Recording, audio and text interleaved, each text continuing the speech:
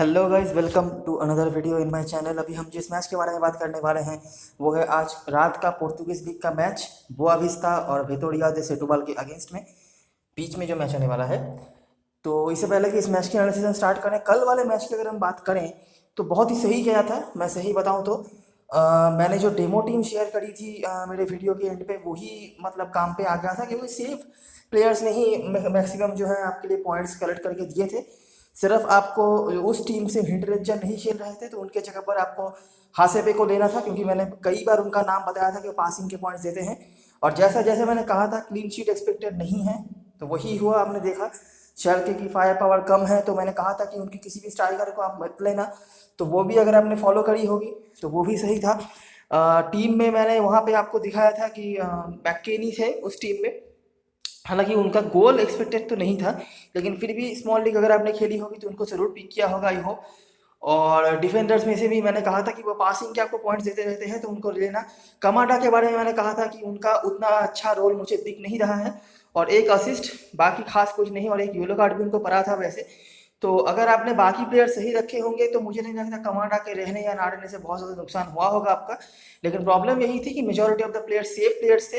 Majority नहीं, सारे ही safe players थे। शैल्के की तरफ से भी जो गोल्स कर रहे थे वो दी सेफेस्ट प्लेयर थे शैल्के की तरफ से, तो इसीलिए ज़्यादा मतलब इधर उधर हुआ नहीं बाकी अगर आपने वो चीज़ फॉलो करी होगी कि जो क्लीन शीट वाला नहीं होगा, वो अगर आपने फॉलो करी होगी तो मुझे लगता है कि आप कई इंपॉर्टेंट प्लेयर्स को उस मैच में कवर कर पाए होंगे अपने टीम में। तो यही कुछ चीज़ें हैं। बाकी अगर आप ड्रीम इलेवन पे खेलते हैं तो आपको प्रॉब्लम रहेगी ऐसी, क्योंकि अनएक्सपेक्टेड गोल स्कोरर होते रहते हैं, और जैसे कि आपको पता है कि ड्रीम इलेवन गोल स्कोरर्स को बिल्कुल बिल्कुल भगवान का दर्जा देती है, इतना ज़्यादा पॉइंट देती है वहाँ पे। तो इसीलिए मैं हमेशा कहता हूँ हालात में खेलो। तो स्टार्ट करते हैं इस मैच की एनालिसिस। ये मैच होने जा रहा है स्टाडियो डू बेस्टा, जो कि बोआ विस्ता का होम ग्राउंड है। बोआ विस्ता 10वें स्थान पर है और सेटुबल है 12th पोजीशन पर। लेकिन एक चीज़ जो नोटिस करने वाली है, बोआ विस्ता अपने घर पर जब बात आती है तो 18 टीमों की टेबल में वो चले जाती है 16वें स्थान पर। ठीक है, दोनों ही टीमों की अगर मैं थोड़ी सी आउटलाइन दे दूँ, दोनों ही टीमों के मैचेस हमने कवर करे हुए हैं। दोनों ही टीमों का जो मेन प्रॉब्लम रहता है वो रहता है लैक ऑफ गोल स्कोरर्स। सही है। बोआ विस्ता तो मतलब बहुत ही ज़्यादा उनके पास गोल स्कोरिंग एबिलिटी वाले प्लेयर्स की कमी है। सेतुबाल ने हालांकि पिछले मैच में उन्होंने 2 गोल दागा हुआ है, लेकिन उनसे भी आप यही उम्मीद रख सकते हैं। मतलब आज का मैच एक तरफ से तो बहुत इजी हो सकता है, खास करके हाला प्ले में, क्योंकि यहाँ पर गोल्स एक्सपेक्टेड बिल्कुल भी ज़्यादा नहीं है। मुझे तो लगता है दोनों टीम मिलाकर एक गोल आना भी मुश्किल हो सकता है। लेकिन ड्रीम इलेवन पे मुश्किल हो सकता है आपके लिए, क्योंकि अनएक्सपेक्टेड गोल स्कोरर्स की यहाँ पे आपको नाम कोई दिख सकता है। ठीक है।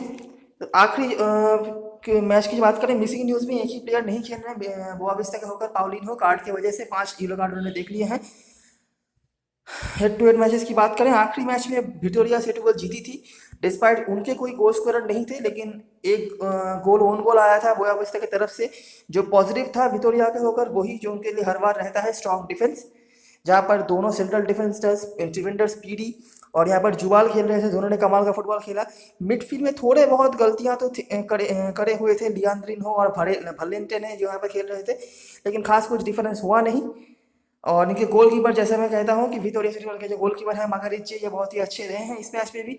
बोआ विस्ता वैसे ही इनके पास अटैकिंग फायर पावर की कमी है, उसके बाद एक ओन गोल और कर दिया, तो इसीलिए खास कुछ कर नहीं पाए। बाकी अगर आप देखोगे तो डिफेंडिंग इनकी सही थी, मिडफील्ड भी बेटर था सेटुबल से, लेकिन फायर पावर की कमी की वजह से वो कुछ कर नहीं पाए।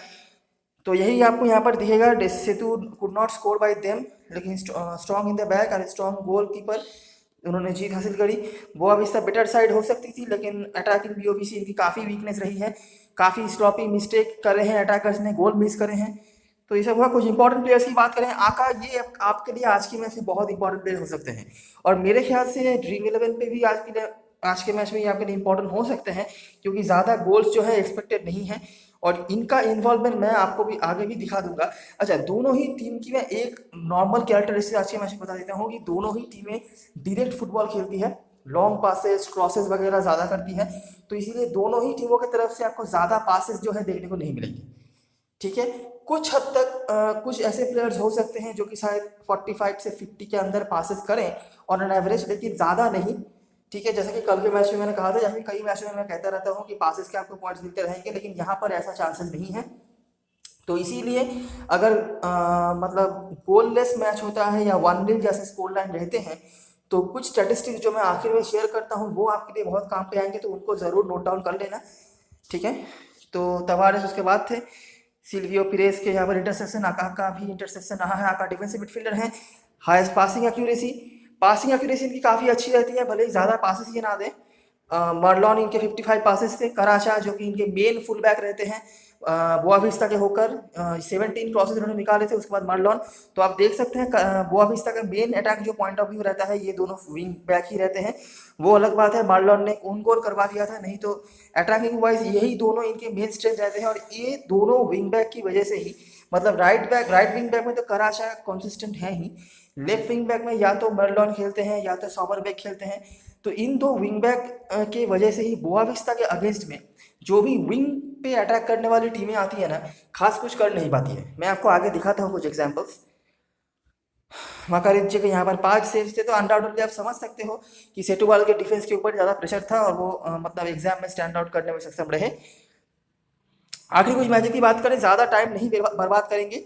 बोआविस्ता का आप लैक ऑफ स्ट्राइकिंग एबिलिटी यहाँ से भी देख सकते हो। देखो, एक गोल उन्होंने करा, ठीक है, और एक गोल कंसीड भी कर लिया, तो बस उसके बाद उनके पास कोई एबिलिटी नहीं थी। डिफेंस में थोड़ी सी गड़बड़ी यहाँ पर करी थी। बोआविस्ता के पास ये एक प्रॉब्लम उनकी रहती है, उनकी डिफेंसिव मिडफील्ड अच्छी रहती है, उनके जो विंग बैक हैं वो ओपोनेंट के विंग्स को मतलब ब्लॉक कर देते हैं, लेकिन डिफेंस में कई बार उनके लिए प्रॉब्लम्स आती जाती रहती हैं। इसीलिए वो कई बार ऐसा होता है कि एक गोल करके भी जीत नहीं पाते हैं। यहाँ पर भी आप देख सकते हैं कि यहाँ पर एक गलती करी और इसीलिए गोल कंसीड करना पड़ा। बाकी सेट पीस से उन्होंने गोल दागा था। अटैकिंग फायर पावर की बात जितनी कम करे उतनी ही बेहतर। मिडफील्ड यहाँ पर भी ठीक ठाक था। ओबियोरा, अका जो इनके मेन जो है ब्लॉकर वगैरह होते हैं।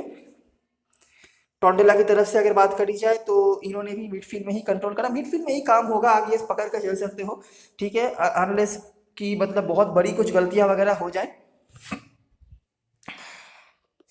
तो मिडफील्ड यहाँ पर टोंडेला का बेटर था, स्ट्राइकर भी इनके पास सही थे, लेकिन काफ़ी चांसेस उन्होंने मिस करे थे। आपने देखा एक गलती करी थी बोआविस्ता की डिफेंस ने, तभी जाके गोल हुआ था। वैसे बोआविस्ता के दोनों विंग बैक, जैसे मैंने कहा, कराशा और यहाँ पर शायद मर्लॉन या जो भी खेल रहे थे, जी हाँ, मर्लॉन खेल रहे थे। तो इन ये दोनों की हमेशा ही आपको इन्वॉल्वमेंट नजर आती रहेगी। तवारेस एक और इम्पॉर्टेंट प्लेयर बोआविस्ता की तरफ से, ये खास करके हाल हमले में ऐसे अटैकर हैं जो कि काफ़ी इन्वॉल्व रहते हैं मैच में। बिल्कुल पॉजिटिव नंबर 9 या स्ट्राइकर की तरह नहीं खेलते हैं, नीचे आते रहते हैं, टैकल्स वगैरह करते हैं। स्टोकोविच, ओबियोरा, पाउलिन के यहाँ पर फाउल थे। कराचा सबसे ज़्यादा टैकल्स जीतने में सक्षम रहे थे। टोंडेला ने देखे, टोंडेला के प्लेयर्स यहाँ पर कितने ज़्यादा पासेस निकाल रहे हैं, लेकिन पासिंग के मामले में किसी का भी नाम आपको नहीं दिख रहा होगा बोआविस्ता की तरफ से। कराचा फिर से सबसे ज़्यादा क्रॉसेस। ब्राहा के अगेंस्ट में यहाँ पर एक बहुत बड़ी चीज़ हासिल करी थी बोआविस्ता ने, ठीक है। गोल स्कोरर यहाँ पर भी नहीं थे, लेकिन जो पॉजिटिव उनके लिए रहा कि उनकी डिफेंस ने कोई गलती यहाँ पर नहीं करी, ठीक है। इसीलिए एक गोल किया 57वें मिनट पर और उसी को डिफेंड कर लिया। फिर से दोनों जो विंग बैक इनके थे, इन्होंने सही काम करा। डिफेंसिव मिडफील्ड यहाँ पर इद्रीस खेल रहे थे पाउलिन्हो के साथ, दोनों ने ही अच्छा खेला, ठीक है। लेकिन जो मेन गलतियां वो करते रहते हैं डिफेंस में, वो यहाँ पर नहीं करी। तो उस एक गोल को भी उन्होंने डिफेंड कर लिया, और वो भी अगेंस्ट ब्राहा जो कि स्ट्रॉन्गर टीम थी। वो अलग बात है, ब्राहा का रिसेंट फॉर्म अच्छा नहीं चल रहा है और इस मैच में भी वो अच्छा नहीं कर पाए थे, लेकिन आप बोआविस्ता की डिफेंसिव क्वालिटी को यहाँ पर अंडर एस्टिमेट नहीं कर सकते, और यही यहाँ पर स्टैंड आउट कर गया, ठीक है। तो आप देख सकते हैं जब उनकी डिफेंस अच्छी रहती है तो वो एक गोल कभी डिफेंड कर लेते हैं, क्योंकि उनको पता है कि उनके पास ज़्यादा गोल स्कोरर है नहीं। जो गोल आया वो भी पेनल्टी से आया, और वो भी विंगर्स के क्रॉस को ही हैंडबॉल कर दिया था बॉक्स के अंदर। मेरे ख्याल से यहाँ पे एसगायो थे, मतलब जो भी थे, एसगायो या फोंसाका में से, और उन्होंने यहाँ पर करा था। ब्राहा उतना खराब नहीं खेली थी, लेकिन यहाँ पर उनको स्कोर करने दिया ही नहीं। Both team uses right side मोर। अच्छा, कराशा जो राइट साइड से खेल रहे हैं, ये तो आपको समझ आ ही गया होगा, बोआविस्ता की तरफ से वही मेन पॉइंट ऑफ व्यू में रहते हैं अटैक के। इनके अगेंस्ट भी, मतलब बोआविस्ता के अगेंस्ट भी राइट साइड से ही अटैक करती है ओपोनेंट, मतलब बोआविस्ता के लेफ्ट साइड को ज़्यादा टारगेट करते हैं। इस चीज़ को ध्यान में रखना। हालांकि गोल तो नहीं हो रहे हैं उनके अगेंस्ट, चाहे वो हारे या जीते, एक से ज़्यादा गोल आप नहीं देखेंगे कंसीडर करते हुए, लेकिन ये एक चीज़ है। कसियानो फिर से ज़्यादा फाउल कर रहे हैं, जो भी स्ट्राइकर खेल रहे हैं सिर्फ फाउल ही कर रहे हैं और कुछ नहीं। तो मर्लन और कुछ आपको यहाँ पर स्टैटिस्टिक्स नहीं देखने को मिलेगा। पासिंग का मामले में मैंने बताया, पासिंग किसी का भी नहीं है। कुछ मैचों में 40-45 पासेस कुछ मिल भी जाए आपको, लेकिन वो भी कंसिस्टेंटली नहीं मिलता हर मैच में। बाकी क्रॉसेस भी यहाँ पर नहीं थे। मोरेलियंस के अगेंस्ट में उनको हारना पड़ा। ठीक है, फिर से देखिए डिफेंस में गलती, एक मतलब प्लेयर को रेड कार्ड मिला था और यहाँ पर एक गोल कर भी सकती थी बोआविस्ता, लेकिन कराशा ने मिस कर दिया पेनल्टी। बाकी मिडफील्ड इनकी खराब नहीं थी, पाउलिन्हो, आका की मिडफील्ड यहाँ पर खराब नहीं थी। बुएनो मतलब जब से आए हैं जितने भी मैचेस में उनको मौके मिले हैं उन्होंने काफ़ी प्रभावित करा हुआ है। इन्वॉल्वमेंट काफ़ी अच्छा रहता है, क्रॉसेस वगैरह निकालते हैं, एक गोल भी करा है सेकंड लास्ट मैच में, पेनल्टी से ही सही लेकिन गोल करा है। दोनों विंग बैक का यहाँ पर भी इन्वॉल्वमेंट था, लेकिन एक ऐसी टीम जिसके पास वैसे ही गोल स्कोरर नहीं है, अगर वो टीम पेनल्टी मिस करे और वो भी एक स्ट्रॉन्गर अपोनेंट के अगेंस्ट में, तो काम बहुत मुश्किल हो जाता है। यहाँ पर यही हुआ। मोरेलियंस के डिफेंस को भी काफ़ी अलर्ट रहना पड़ा, स्पेशली इनके जो दो विंग बैक हैं, फुल बैक हैं, माफ करना, तो इन दोनों फुल बैक को अलर्ट रहना ही था, क्योंकि बोआविस्ता कंसिस्टेंटली अपने विंग से अटैक करती रहती है। इनके गोलकीपर पासीनातो ने पेनल्टी सेव करा था, इसलिए मैन ऑफ द मैच चुने गए।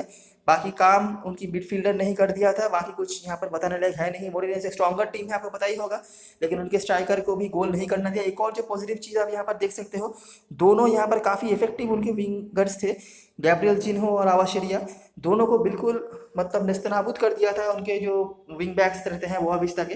तो एक चीज़ आपको समझ में आ रही होगी कि बोआविस्ता के अगेंस्ट में आप विंग से कुछ नहीं कर सकते। ठीक है, और उनकी डिफेंस भी काफ़ी सही है। अब गोल स्कोरर की कमी की वजह से अगर वो एक आध गोल भी कंसीड कर जाते हैं तो उनको वापस करना उनके लिए काफ़ी मुश्किल हो जाता है। ये आपने ये जो आखिरी मैच हुआ था यहाँ पर भी आपने देखा, और आखिरी जो हेक्टेयर मैच आपको मैंने दिखाया वहाँ पर भी आपने देखा, डिफेंस में कई बार गलतियां होती रहती है, एक आध गलतियां ही होती हैं, लेकिन वो काफ़ी मतलब बड़े रिजल्ट को लीड कर देती है। ठीक है, नहीं तो इनकी डिफेंस सही है, और जिस दिन सारी डिफेंस अच्छी खेल जाती है, मतलब गलतियां वगैरह नहीं करती हैं, तो वहाँ पर वो गोल कंसीड नहीं करते हैं। ठीक है, wing play and midfield was effective but sloppy in the back, और पेनल्टी मिस करने की वजह से यहाँ पर बोआविस्ता जीत नहीं पाई। विंग प्ले कॉन्सिस्टेंटली आपको हर मैच में देखने को मिलेगा, चाहे बोआविस्ता जीते या चाहे हारे। बोआविस्ता वैसे भी इस मैच में भी उनको सेट पीस से ही कंसीड करना पड़ा था।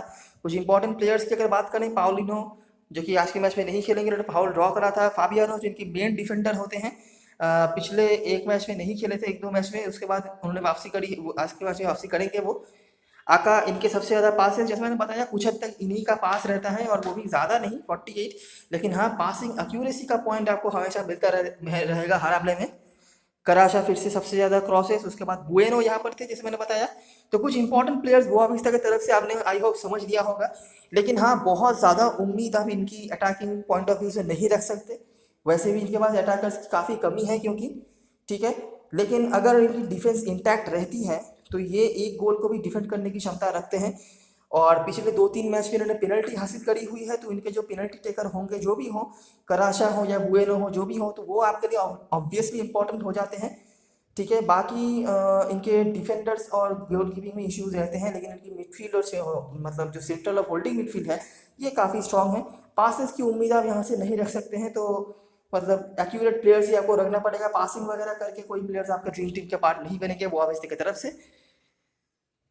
सेटुगल की बात करी जाए तो ये भी उसी तरह की टीम है, मतलब ज़्यादा गोल करने की एबिलिटी इनके पास भी नहीं है, लेकिन डिफेंस कंपैरेटिवली स्ट्रॉन्गर है, और कुछ हद तक इनके पास जो विंग प्लेयर्स हैं इनके जो, ये थोड़ा बहुत इफेक्टिव रहते हैं।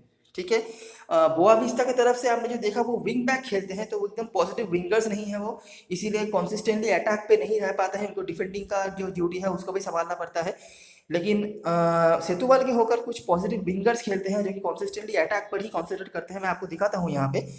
तो बेनफिका के अगेंस्ट यहाँ पर 1-1 की बराबरी करी थी। ठीक है, बेनफिका काफ़ी बड़ी टीम है, वो अलग बात है कि उनका भी यहाँ पर पेनल्टी मिस हुआ था। इनके जो गोलकीपर हैं मैंने बताया है माकारिज से कंपैरेटिवली बेटर गोलकीपर हैं, और जैसे आप देख सकते हैं दोनों विंग्स का यहाँ पर काफ़ी अच्छा इस्तेमाल हुआ था, राइट विंग से गोल भी आए थे। ठीक है, और ये जो जकूनिया खेल रहे हैं ये भी विंगर ही हैं, आप शायद देख नहीं पा रहे होंगे, लेकिन जो भी है आप समझ लीजिए मैं कह रहा हूँ। रिपोर्ट की बात करें तो राइट साइड यहाँ पर ज़्यादा एक्टिव थी सेटुबल की, याद रखना राइट साइड ही बोआविस्ता की तरफ से प्रॉब्लम लाती है, मतलब ओपोनेंट का राइट साइड। ठीक है, जकूनिया सबसे ज़्यादा टैकल्स जीते हैं, आर्थर जॉर्ज की इंटरसेप्शन, और कुछ खास यहाँ पर है नहीं। पासिंग के मामले में आप कुछ भी नहीं देख पाएंगे, आप उनको भूल ही चाहिए। बहुत रेयर होगा कुछ मैचों में जहाँ पर आपको 50 पासेस देने वाले कोई प्लेयर दिख जाएंगे। अगेंस्ट मोटिमोरेन से एक और वीकर टीम, ठीक है, लेकिन उन्होंने भी यहाँ पर दिक्कत में डाला हुआ था उनकी विंग प्ले की वजह से। यहाँ पर खास कुछ कर नहीं पाई थी, क्योंकि जैसे मैंने बताया कि अटैकिंग फायर पावर कमी है, मिडफील्ड में मैच आके रुक गया। ठीक है, पोटी वनसन ने ज़्यादा लोग लगाए थे मिडफील्ड में, तो उस तरह से उन्होंने रोका। बाकी डिफेंस में तो प्रेशर बनते ही रहते हैं, लेकिन डिफेंस इनकी काफ़ी सही है, और उनके गोलकीपर जो है बिल्कुल बेटर गोलकीपर आज के मैच में अनडाउटेडली हैं। अगर गोल वगैरह कंसीड करते हैं तो अलग बात है, नहीं तो अनडाउटेडली माकारिची आज के मैच में आपको लिए बेटर गोलकीपर बनेंगे। फिर से राइट साइड ज़्यादा एक्टिव, गोल नहीं हुए वो अलग बात है, डिफेंसिवली स्ट्रॉन्ग। और यहाँ पर सिल्वियो का इंटरसेप्शन, और कुछ खास यहाँ पर है नहीं बताने के लिए। पासेस का यहाँ पर भी कोई ठिकाना नहीं। सेंटा क्लारा के अगेंस्ट में उन्होंने 2-2 की बराबरी करी थी, 2 गोल यहाँ पर मारे थे वैसे। तो ऐसा क्या हो गया था, सेंटा क्लारा एक डिस्ट्रक्टिव फुटबॉल खेलने वाली टीम है, मतलब ज़्यादा वो डिफेंसिवली अलर्ट नहीं रहती है, तो उनके अगेंस्ट में उन्होंने यहाँ पर 2 गोल करे थे। ठीक है, और वो भी यहाँ पर आप देख सकते हो गोलकीपर की एक गलती हुई थी यहाँ पर, इसलिए हुआ था। बाकी अगर हम बाकी चीज़ों की बात करें विक्टोरिया के होकर, तो यहाँ पर डिफेंस बहुत ज़्यादा खराब था। ठीक है, सिर्फ वही नहीं, डिफेंसिव मिडफील्डर जो कार्लिनियोस खेल रहे थे सेमेडो के जगह पर, वो भी यहाँ पर काफ़ी ज़्यादा गलतियाँ कर रहे थे। ठीक है, जो गोल्स वगैरह आए विक्टोरिया के होकर, हिल्डबर्टो ने राइट साइड से इन्होंने गोल लगा था, ये राइट विंग में खेल रहे थे जो, और एंटेनुच्ची बेंच से आए और वो लेफ्ट विंग पे आ गए थे, तो उन्होंने भी गोल लगा। ठीक है, मिडफील्ड में उन्होंने बेस्सा को स्टार्ट नहीं करवाया था, बाद में जब बेस्सा आए तो उन्होंने ही असिस्ट निकाला। तो जो चीज़ है सेटूबल के होकर अटैकिंग वाइज वो सेम ही रही है। एबर वेस्सा इनके लिए मेन जो है मिडफील्डर रहते हैं, आपने उनका नाम अभी तक नहीं देखा होगा क्योंकि ज़्यादा गोल अभी तक आए नहीं थे रिसेंट कुछ मैचों में, लेकिन यहाँ पर आया, यहाँ पर बेंच से आकर भी उन्होंने एक असिस्ट निकाला था। 2 गोल जो आए वो भी विंग से ही आए। वो अलग बात है कि सेंटा क्लेरा के डिफेंस ने गलतियां करी, गोलकीपर ने गलतियां करी, तब जाके गोल हुआ, नहीं तो इनके पास गोल स्कोरर की कमी है, लेकिन जितना है वो विंग से ही है। हिल्डबर्ट तो राइट साइड से, एंटेनुच्ची आए थे लेफ्ट साइड में और उन्होंने गोल करा था। रिपोर्ट की बात करें तो होल टीम यहाँ पर खराब खेली थी सेटूबाल की, उसके पीछे का मेन रीज़न यही है कि यहाँ पे सेमेडो को वो मिस कर रहे थे, सेमेडो यहाँ पर नहीं थे, और कार्लिनियोस जो एक अटैकिंग मिडफील्डर हैं, उनको यहाँ पे खड़ा कर दिया था डिफेंसिव रोल पे। ठीक है, तो जाहिर सी बात है उनसे खास कुछ हुआ नहीं। और एक और प्लेयर को यहाँ पर खिलाया था विरेला को, वो भी यहाँ पर सुपर फ्लॉप थे। ठीक है, तो इन दोनों मिडफील्डर्स की गलती की वजह से डिफेंस पूरी तरह से ओपन हो चुका था, और सेंटा क्लारा जैसे मैंने बताया कि वो अटैकिंग टीम है, डिस्ट्रक्टिव फुटबॉल खेलती है, तो उन्होंने पूरा फायदा उठाया था। यहाँ पर सेटूबल हार भी सकती थी क्योंकि सेंटा क्लारा ने एक गोल यहाँ पर मिस किया था, मतलब मिस नहीं, पोस्ट पे मारा था। ठीक है, डिफेंस वाज बैड, लेकिन मिडफील्ड यहाँ पर काफ़ी ख़राब थी। डिफेंस से एक असिस्ट भी करा था आर्थर जॉर्ज ने, सेंटा क्लारा ने सेट पीस से गोल करा। सेटूबल के राइट साइड से यहाँ पर फिर से आप देख सकते हैं ज़्यादा इफेक्टिवनेस आई थी। हिल्डबर्टो ने एक गोल भी करा था। विलेला के सबसे ज़्यादा फाउल, और एक एग्जाम्पल है कि कितना स्लॉपी फुटबॉल खेले थे विलेला। सिल्वियो और विरेला का इंटरसेप्शन, सिल्वियो का काफ़ी रोल आपको दिख रहा होगा। अटैकिंग उतने नहीं मतलब अलर्ट रहते हैं, लेकिन डिफेंसिवली इनकी काफ़ी रिस्पॉन्सिबिलिटीज होती है। आर्थर जॉर्ज इनके सबसे ज़्यादा पासेस 59, आर्थर जॉर्ज ही मतलब ओवरऑल इनके हाईएस्ट पासर हैं। ठीक है, कुछ हद तक आपको इनसे पासिंग की उम्मीद आप रख सकते हो। पिछले मैच में असिस्ट भी निकाला था, तो ये आपको पासिंग के पॉइंट देते रहेंगे कुछ हद तक, ज़्यादा नहीं लेकिन कुछ हद तक तो आपको देते रहेंगे। 2.5 से 3 पॉइंट तक आप पासिंग की इनसे उम्मीद रख सकते हैं। तो ये है विक्टोरिया सेटूबल आपके लिए। ठीक है, डिफेंस इनकी काफ़ी सही है, लेकिन मेन जो उनकी स्ट्रेंथ है वो होल्डिंग मिडफील्ड में है। होल्डिंग मिडफील्ड इनके डिफेंस के सामने सीट की तरह खड़ी रहती है। ठीक है, अगर वहाँ पे गलतियाँ हुई तो डिफेंस भी एक्सपोज हो जाता है, पिछले मैच में जैसा हुआ था नहीं, लेकिन आज के मैच में सेमेडो वापस आ जाएंगे जो इनके मेन डिफेंसिव मिडफील्डर खेलते हैं, तो हो सकता है कि वो चीज़ आपको आज के मैच में फिर से नहीं देखने को मिले। मेन अटैकिंग स्ट्रेंथ इनके दोनों स्ट्राइकर्स हैं, नहीं तो इनके पास भी अटैकिंग प्लेयर्स की, गोल स्कोरर्स की कमी है, वो मैं आपको आगे भी दिखाऊंगा। और गोलकीपर जो है इनके ये काफ़ी बेटर है, दोनों टीमों में से बेटर गोलकीपर मुझे यही लगते हैं। सेंट्रल और डिफेंस में आर्थर जॉर्ज, जुबाल पीरी जो भी खेलें काफ़ी स्ट्रॉन्ग हैं, ऑन एयर भी, मतलब जब क्रॉसेस वगैरह आते हैं ऐसे सिचुएशन में जो काफ़ी अच्छा कर लेते हैं। लेकिन जैसे मैंने बताया कि उससे पहले उनको डिफेंस के सामने एक सीट की ज़रूरत होती है, जो कि उनके डिफेंसिव मिडफील्डर जो भी खेलते हैं प्रोवाइड करते हैं। लेकिन हाँ, अगर सही डिफेंसिव मिडफील्डर हो तो कार्डिनियोस जनरली क्रिएटिव मिडफील्डर है, अटैकिंग रोल में खेलना पसंद करते हैं, लेकिन उनको पिछले मैच में डिफेंसिव रोल में खिलाया, गलतियाँ उन्होंने करी और गोल कंसीड करा। तो यह है दोनों टीम आपके लिए। सेट पीस टेकर्स की बात करी जाए, इनको ज़रा सा ध्यान में रखना, क्योंकि पिछले 2-3 मैच से बोआविस्टा काफ़ी सेट पीस का मतलब ड्रॉ करा है उन्होंने, और 1-2 पेनल्टी भी हासिल करी थी, एक में गोल हुआ एक में नहीं। बुएनो, रिकार्डो कोस्टा और कराचा के फ्री किक टेकर होते हैं। कराचा और बुएनो पेनल्टी लेते हैं, जिनमें से कराचा ने एक मिस भी करा हुआ है। सेटूबल के होकर कार्लिनियोस और बेस्सा विकेट टेकर हैं। बेस्सा इनके मेन अटैकर मतलब अटैकिंग पॉइंट ऑफ व्यू से रहते हैं। मिडफील्ड में गोल्स वगैरह बनाना, असिस्ट क्रिएट करना इनका रोल होता है। कार्लिनियोस भी होते हैं, लेकिन कभी कभार कार्लिनियोस को जो ऑड पोजीशन पे खिला देते हैं।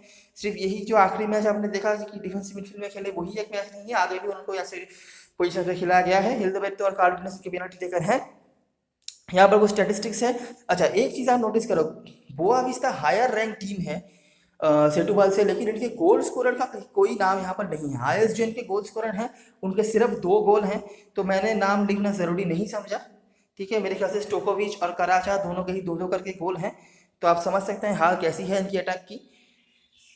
सेटूबल की तरफ से गुएडोस कार्लिनियोस के 3-3 गोल हैं, उनके भी कुछ मतलब मस्त नहीं चल रहे हैं अटैक, लेकिन चलो कुछ तो है। बोआ विस्ता की तरफ से असिस्ट के बारे में किसी का नाम नहीं है। बेस्सा इनके 3 असिस्ट मेकर हैं।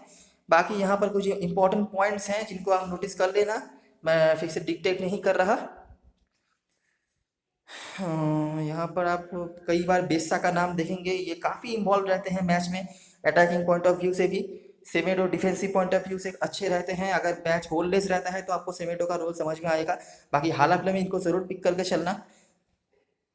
पासिंग के मामले में फबियानो देखिए हाईएस्ट पासर जो हैं, मतलब ओवरऑल उनका हाईएस्ट पासिंग एक्यूरेसी है 35.9। ठीक है, और पासिंग एक्यूरेसी किसी का भी नाम नहीं है, ये दूसरे मैच का है। तो 35.9 हाईएस्ट पासर इनकी तरफ से।